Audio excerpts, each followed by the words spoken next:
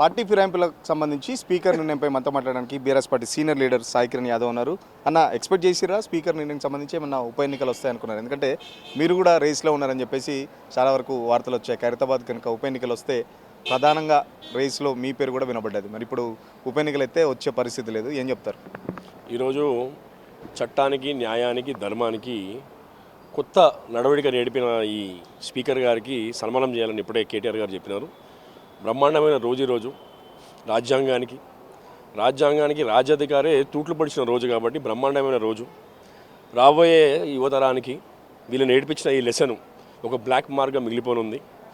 ఎన్ని తరాలైనా కూడా, ఎప్పుడు ప్రస్తావన జరిగినా కూడా ఈ రోజు గురించి ప్రస్తావిస్తుంది ప్రతి ప్రెస్ మిత్రులు. ఏ ప్రోగ్రాం వచ్చినా, ఏ స్టోరీ వేసినా ఫ్యూచర్లో ఈ రోజు గురించి ప్రస్తావన తప్పకుండా వస్తుంది. ఇందులో ఇంత బ్రహ్మాండమైన నిర్ణయం తీసుకున్న స్పీకర్ గారికి ధన్యవాదాలు. స్పీకర్ గారు తీసుకున్న ఈ నిర్ణయాన్ని స్వాగతించిన నాగేందర్ గారికి మరీ ధన్యవాదాలు. చాలా విడ్డూరమైన పరిస్థితి.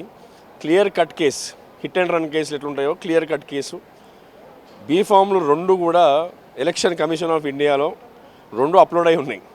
ఒకటేమో బీఆర్ఎస్ పార్టీ బీఫామ్ మీద ఎమ్మెల్యేగా గెలవడం, ఇంకోటి బీఫాము ఎంపీగా కంటెస్ట్ చేయడం, రెండు ఉన్నాయి. ఇంకా దీన్ని కూడా అక్కడ రాహుల్ గాంధీ గారేమో కాన్స్టిట్యూషన్ని చేతిలో పట్టుకొని తనేదో ఉద్ధరించే రూపంలో తను ముందుకెళ్తాను, కాన్స్టిట్యూషన్ అంతా ఇబ్బందిలో ఉంది, నేనే కాపాడుతానని తను చెప్పడము.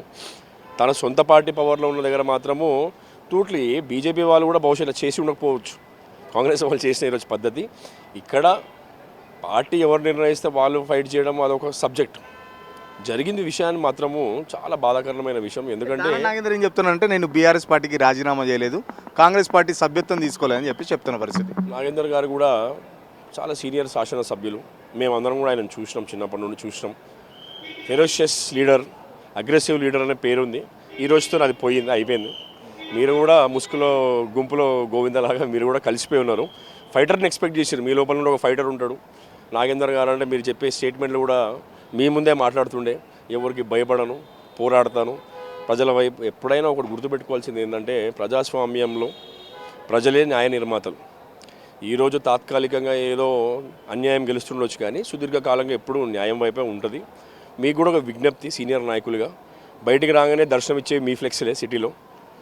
మీరు రాహుల్ గాంధీ గారు చేస్తుర్రా, సోనియా గాంధీ గారు చేస్తుర్రా, కేటీఆర్ గారు చేస్తుర్రా, కేసీఆర్ గారు చేస్తుర్రా, ఇక చూస్తారు రేపటి నుండి ప్రజలు. రాబోయే మున్సిపల్ ఎలక్షన్లో కూడా మీరు ఏ పార్టీకి ఓటు ఆడతారో కూడా ప్రజలు చూస్తారు, వాళ్ళు నిర్ణయిస్తారు. తొందర ఏం లేదు. మీకు కూడా మీ రాజకీయ ఘట్టం ముగిసినట్టే అనుకోండి. ఇక ఇదే లాస్ట్ 2 సంవత్సరాలు మీకు. ఎందుకంటే మళ్ళీ తిరిగి కూడా ప్రజలు నమ్మే పరిస్థితుల్లో లేరు. ఎందుకంటే మీ నుండి న్యాయం ఎక్స్పెక్ట్ చేశారు. ఎందుకంటే సీనియర్ శాసనసభ్యులు, మీకు కొత్త కాదు, ఏది కొత్త కాదు.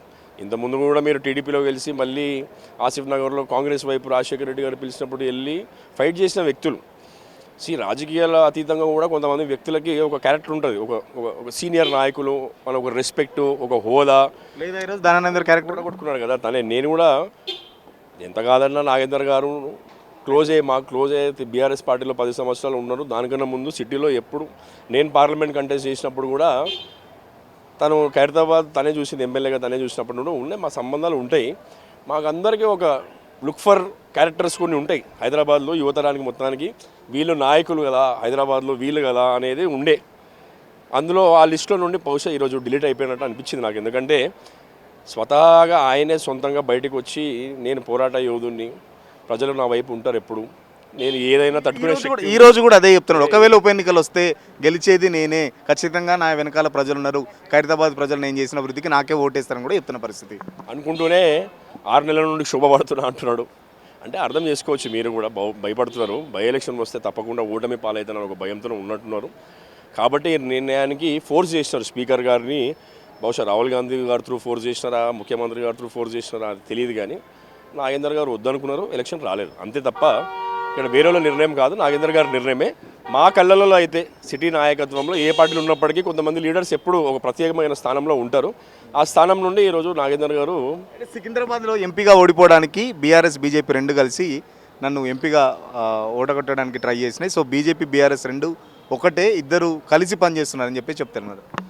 లేదు, అట్లా ఎప్పుడు వాతావరణం ఉండదు. సికింద్రాబాద్ పార్లమెంట్ ప్రత్యేకంగా కూడా ఉండదు. ఆయన కూడా తెలుసు, మా అందరికన్నా ఎక్కువ తెలిసింది ఆయనకే. కాబట్టి ఆయనే బీఫామ్ తీసుకున్నారు, కాబట్టి ఆయనే కంటెస్ట్ చేస్తారు, కాబట్టి ఆయనకే ఐడియా ఉంటుంది. అక్కడ ఏంటంటే కాంగ్రెస్ని నమ్మలేరు. ఇంకోటి వర్టికల్ డివిజన్ మధ్యలో ఎలక్షన్ జరిగింది. హిందూ ముస్లిం మధ్యలో ఎలక్షన్ జరిగింది, మొన్న పార్లమెంట్ ఎలక్షన్. అందులో సికింద్రాబాద్లో క్లియర్ కట్గా బీజేపీకి ఓటేయడం జరిగింది. నాకు తెలిసి నాగేందర్ గారితో కిషన్ రెడ్డి గారితో కులాడే ఉండొచ్చు, ఎందుకంటే వాళ్ళకున్న మిత్రబంధం ప్రకారం అయి ఉండొచ్చు. కానీ బీఆర్ఎస్ బీజేపీ అట్లా ఉండదు, మన లేదు కూడా, మొన్న లేదు, ఉండదు కూడా. ఇక్కడ విషయం ఏంటంటే ఖైరతాబాద్ బై ఎలక్షన్ వస్తుందా రాదా అనే ఇంపార్టెన్స్ ఎవరిది లేదండి. ఇక్కడ వస్తే ప్రజాస్వామ్యం డెమోక్రసీ ప్రకారం election commission of India by election పిలిచేది, ఫైట్ చేసేటోళ్ళు, అది పెద్ద విషయం కాదు. ఇక్కడ క్యారెక్టర్ విషయం. ఇక్కడ సరే ఎవరో నిన్న మొన్న వచ్చిన వ్యక్తి ఇంకో పార్టీలో మారిపోయి వాళ్ళు అక్కడే ఉండడం అది పెద్ద విషయం కాదు. పెద్దగా 8 మంది పైన క్లియర్ చీట్ ఇస్తే కూడా పెద్దగా దాన్ని ఏం పెద్ద సౌండ్ ఏం రాదు. ఇక్కడ క్యారెక్టర్ ఒక నాగేందర్ లాంటి ఒక సీనియర్ 6 సార్లు గెలిచిన ఒక ఎమ్మెల్యేగా గెలిచిన ఒక వ్యక్తి, సిటీలో నేను హల్చల్ చేయగలుగుతాను, ప్రాముఖ్యత ఉంది నాకు అని చెప్పుకునే వ్యక్తి, ఫ్యూచర్ జనరేషన్స్కి ఒక ఇన్స్పిరేషన్గా ఉండగలుగుతానని చెప్పుకునే వ్యక్తి ఈరోజు ఎటువంటి పరిస్థితి రావడం దుర్మార్గం. ఆయన కూడా ఏం ఫేస్ చేయలేడు. ఇప్పుడు ఏంది ఎక్కడ ఉండాలని చెప్పాలి తను? ఇప్పుడు మీరు బయటకు వెళ్తే ఫ్లెక్స్లు ఉంటాయి కదా, ఇప్పుడు మీరు బయటకు వెళ్తే ఫ్లెక్స్లు ఉంటాయి, అందులో ఓవర్ ఫోటో ఉంది, కేటీఆర్ కేసీఆర్ గారిది ఉందా, సోనియా గాంధీ రాహుల్ గాంధీ గారిది ఉందా? ప్రజలు అడుగుతారు కదా, రేపు పొద్దున అడగకపోయినా చూస్తారు కదా, సమయం వచ్చినప్పుడు చెప్తారు. రేపు మున్సిపల్ ఎలక్షన్లు వస్తాయి, మీరు కార్పొరేటర్ క్యాండిడేట్లు నిలిచిపెడతారు, ఎవరికి ఓటు ఏమైనా అడుగుతారు? మీరు ఎట్లా అడుగుతారు? చీకట్లు అడుగుతారా? ధైర్యంగా ముందే అడగాలి కదా, ప్రెస్ ముందు అడగాలి, ప్రజల ముందుకు వెళ్ళి అడగాలి కదా, అప్పుడు ప్రజలు గమనిస్తారు కదా. 300 డివిజన్లు కాంగ్రెస్ పార్టీ గెలుస్తుంది, రేవంత్ రెడ్డి గిఫ్ట్ ఇస్తున్నాను కూడా చెప్పేసి చెప్తాను పరిస్థితి. ఇక వాళ్ళు సర్టిఫికేట్ ఇచ్చేసుకోవాలండి, ఎలక్షన్ పెట్టి ప్రజా డబ్బులన్నీ కూడా దుర్వినియోగం చేయడం ఎందుకు?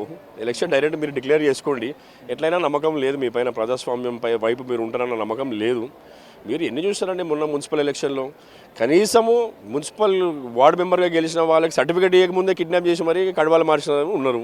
మీకు 300 కావాలనుకుంటే ఇప్పుడే సర్టిఫికేట్లు ఇచ్చేసుకోండి. మీరు ప్రజలు మీ వైపు లేరండి. ఈ బై ఎలక్షన్కి మీరు వెనుకపోవడమే దానికి నిదర్శనం.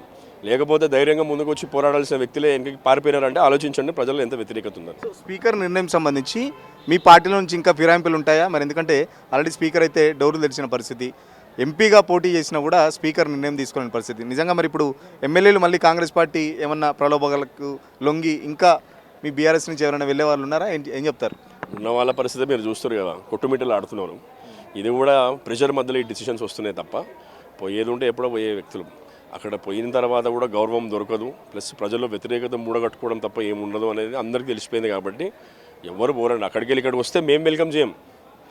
అది ఇప్పుడు జరిగే ప్రస్తుత స్టేటస్ ఏంటంటే అక్కడి నుండి రావాలనుకునే వాళ్ళు ఎంతోమంది ఉన్నారు, మేము వెల్కమ్ చేయం. ఎందుకంటే ఒకసారి నిర్ణయం తీసుకున్న తర్వాత అక్కర్లేదు అనే విషయం పైన మేము ఉన్నాం. కాబట్టి దయచేసి ఇప్పటికైనా కూడా స్పీకర్ గారు, మీరు చేసిన ఈ 5 సంవత్సరాలలో స్పీకర్గా అంటే ఇంకో 2 years 3 years మీరు కంటిన్యూ అయితే గుర్తుపెట్టుకోండి, ఎప్పుడు భవిష్యత్తు కాలంలో ఫిరాయింపుల గురించి మాట్లాడటం వచ్చినా, ఏ ప్రోగ్రామ్ ఏ ఛానల్ టెలికాస్ట్ చేసినా ఇది బ్లాక్ మార్క్గా దీన్ని ఎగ్జాంపుల్గా చూపిస్తారు.